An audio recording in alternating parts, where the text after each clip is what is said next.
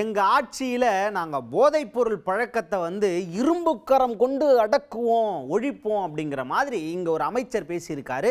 அமைச்சர் சம்பத் என்னன்னா செய்தியாளர் சந்திப்புல கேட்குறாங்க, இந்த தனியார் கல்லூரிகளில் வந்து போதைப்பொருள் புழக்கம் அதிகமாயிடுச்சே, இதை எப்படி பார்க்குறீங்க அப்படின்னு கேட்டதுக்கு, அதாவது இந்த போதைப்பொருள் கலாச்சாரத்தை வந்து நாங்கள் முற்றிலுமாக ஒழிச்சிருவோம்.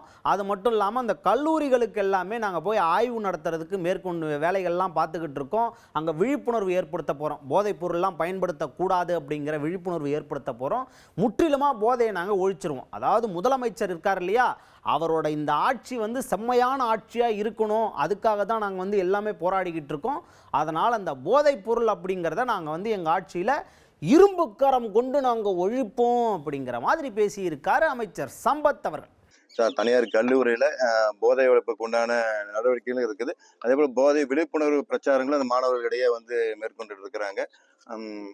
மாவட்ட ஆட்சியாளர்களும் சரிங்க, இப்போ காவல்துறையிலேருந்து சரி, போதைப் பொருள் நடமாட்டத்தை வந்து கட்டுப்படுத்துறதுக்கு அனைத்து வேலை உங்களுக்கு நான் சொல்லி தான் தெரியணும் அவசியம் கிடையாது.